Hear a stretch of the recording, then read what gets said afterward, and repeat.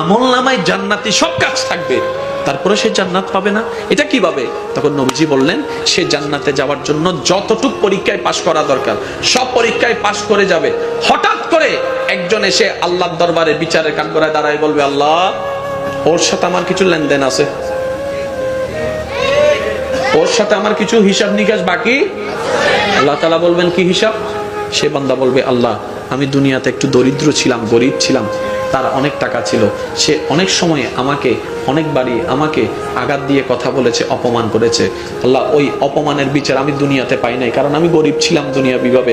আমি বললেও, চিৎকার করলো কেউ শুনে নাই, শুনবে না। আল্লাহ, ওইখানে শুনে নাই, কারণ ওইখানে তো আমার মালিক না। এখন তো তুমি আছো আমার মালিক। আল্লাহ, আমাকে এই হিসাবটা একটু বুঝাই দিতে বলো, কেন সে আমাকে অপমান করেছে। আল্লাহ তাআলা জিজ্ঞেস করবেন, ও বান্দা, তোমার এই যে কথা বলছে, ও কি সত্য বলছে? তখন আমি মাথা নিচু করে বলবো, আল্লাহ, সত্যিই বলছে, আমি অপমান করেছি। এবার আল্লাহ তাআলা বলবেন, আমার বান্দাকে কেমনে খুশি করবা তুমি জানো, করো, খুশি করো। এবার সে বলবে যে, ভাই, আমার মাফ কর। চলবে না। এটা দুনিয়াতে হলে চলতো। রাস্তা দিয়ে হেঁটে যাচ্ছে, অনেকদিন কথা নাই, একবার পিছন থেকে জড়ায় ধরেন তো কাউকে, এ মাফ না করলে নসাইজ, মাফ কর। 1 মিনিট, 2 মিনিট, 3 মিনিট আগারাগি গালাগালি কিছু করে মাফ হয়ে গেছে। দুনিয়াতে মাপ পাওয়া যত সহজ, হাসরে মাপ পাওয়া তার চাইতে 1000 গুণ বেশি কঠিন। আমার ইমানদার ভাইরা, বিশ্বাস করেন, আপনি চাইলেই পারবেন, কঠিন কিছুই নয়। বান্দা যখন চেষ্টা করে, রবের রহমতও তাকে সাহায্য করে। বলেন না সুবহানাল্লাহ। এবার সে মাফ চাইতে থাকবে, ভাই, আমাকে মাফ করে দে, আল্লাহর বিচারে আমি পাস হয়ে গেছি, জান্নাত পেয়ে যাব, এখন তোর কারণে আটকে গেছি, ভাই, আমারে মাফ করে দে। সে বলবে যে, না, আমাকে খুশি কর। তো খুশি করার জন্য কি দরকার? টাকা। এখানে তো টাকা, এখানে তো জমিন, এটিএম কার্ড, বিকাশ, নগদ, তো কি দিব তোরে? বলে যে, একটা কাজ কর, তোর যত নামাজ আছে সব আমারে দিয়ে দে। বুঝবেন, তোর যত নামাজ আছে সব আমারে দিয়ে দে, তাইলে আমি আল্লাহর দরবার থেকে আপিলটা তুলে নিব। ভাই, তোর নামাজ সবগুলো রাখ, তুই যা। এবার আরেকজন এসে বলবে, আল্লাহ, আমারও একটা হাফিল আছে। তোমার কি হাফিল? আল্লাহ, সে দুনিয়াতে পাওয়ারফুল থাকার কারণে যেমনি ইচ্ছে তেমনি সম্পদ ভোগ করেছে, দখল করেছে।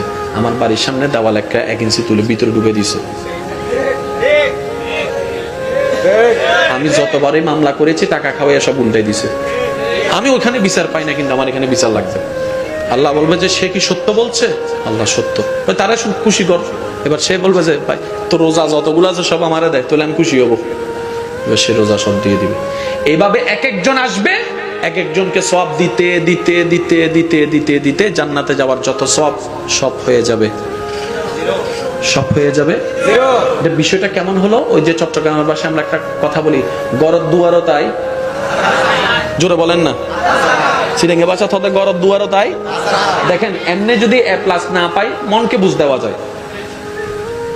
একদম কাছাকাছি নম্বর, গোল্ডেন A+ এর কাছাকাছি নম্বর এসে যদি 1-2 এর জন্য পাস না করি, A+ না পাই, সেদিন কিন্তু রাত্রে ঘুমাইতে পারি না। এমনি পাই ফেল করলাম, কোনো আপত্তি নাই, মানে এই কি জানি বলে 32 নম্বর পাইছি, স্যার এটাকে একটা নম্বর দিতে পারে নাই। 28 পাইলে মনের বুঝ দিতাম না, অনেক দূরে আছে। কথা বলেন না রে ভাই। 29-30 মনকে বুঝ দেওয়া যায়। আপনি যদি 32 পান, সারা রাত আর ঘুমাইতে পারবেন না, কারণ এই একটা নাম্বারের জন্য এই বিষয়টা ওইখানে গিয়ে দাঁড়াবে। জান্নাত পাচ্ছি পাচ্ছি পাচ্ছি, বাস থেকে ছুটে গেছে। তখন আল্লাহ পাক বলবে, বান্দা, আমার জায়গা থেকে তো ক্লিয়ারেন্স দিছি, আমার হক যেটা, এটা আমি ক্লিয়ারেন্স করে দিছি, যা বলেছে মাফ করে দিছি, কিন্তু আমার বান্দা মাফ না করলে তো আমি